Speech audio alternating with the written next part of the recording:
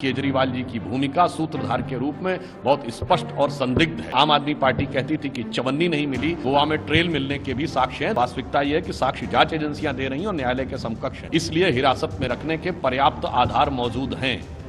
Tihar jail में बंद दिल्ली के सीएम अरविंद केजरीवाल की मुश्किलें कम होने का नाम नहीं ले रही हैं। शराब घोटाले में गिरफ्तार केजरीवाल को हाईकोर्ट से बड़ा झटका लगा है।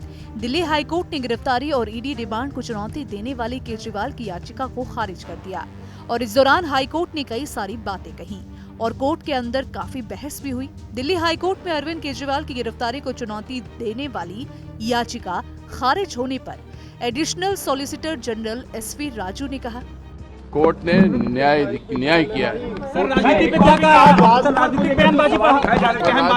राजनीति में हम जाते नहीं है, हम सिर्फ न्याय करते हैं। ऐसा कोर्ट ने कहा कि एक आदमी को अगर अप्रूवर बनाना या नहीं बनाना वो कोर्ट का कार्य है, वो कोर्ट का कार्य है, ईडी का कार्य नहीं है। गिरफ्तारी को लेकर भी कमेंट किया है। गिरफ्तारी जो है वो बराबर थी, गिरफ्तारी में कोई गलती नहीं हुई, ये भी कोर्ट ने कहा।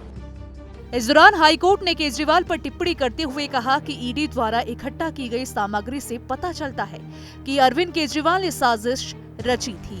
केजरीवाल अपराध की आय के उपयोग और छिपाने में सक्रिय रूप से शामिल थे।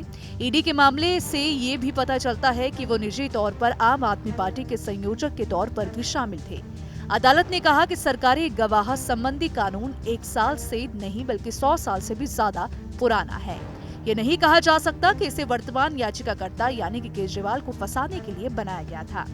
अरविंद केजरीवाल को हाईकोर्ट से बड़ा झटका मिलने के बाद बीजेपी नेता सुधांशु त्रिवेदी ने कहा कि उच्च न्यायालय ने जो निर्णय दिया है उससे तथ्यों के आधार पर केजरीवाल का अहंकार चूर-चूर हो गया है।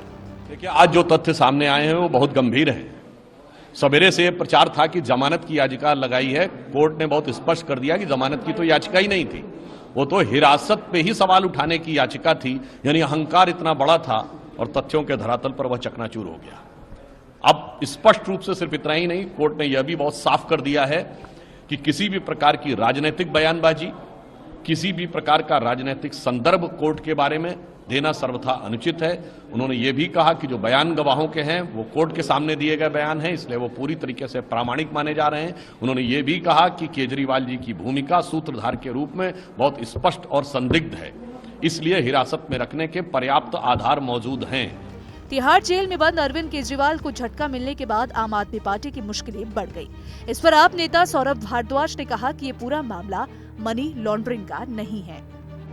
विप पलटे जाते हैं, हम सुप्रीम कोर्ट जाएंगे और हमें सुप्रीम कोर्ट पे बहुत भरोसा है कि जैसे माननीय सुप्रीम कोर्ट ने संजय सिंह जी को रिलीफ दिया, लाख हाई कोर्ट के फैसले के बाद संजय सिंह जी को रिलीफ दिया, हमें पूरी उम्मीद है कि अरविंद केजरीवाल जी के मामले में माननीय सुप्रीम कोर्ट रिलीफ देगा। आपको बता दें कि शराब घोटाले से जुड़े मनी लॉन्ड्रिंग मामले में ईडी ने 21 मार्च को दिल्ली के मुख्यमंत्री को गिरफ्तार किया था। इसके बाद अरविंद केजरीवाल ने गिरफ्तारी को हाई कोर्ट में चुनौती दी थी। ईडी ने याचिका का विरोध करते हुए कहा था कि केजरीवाल आगामी चुनाव के आधार पर गिरफ्तारी से छूट का दावा नहीं कर सकते, क्योंकि कानून उन पर और आम आदमी पर समान रूप से लागू होता है। तो फिलहाल इस वीडियो में इतना ही। अगर आपको हमारा ये वीडियो पसंद आया हो तो वीडियो को लाइक और शेयर करना ना भूलें। साथ ही हमारे चैनल को सब्सक्राइब कर लीजिएगा, बेल आइकन को प्रेस कर ले ताकि हर एक अपडेट सबसे पहले आप तक पहुंच सके।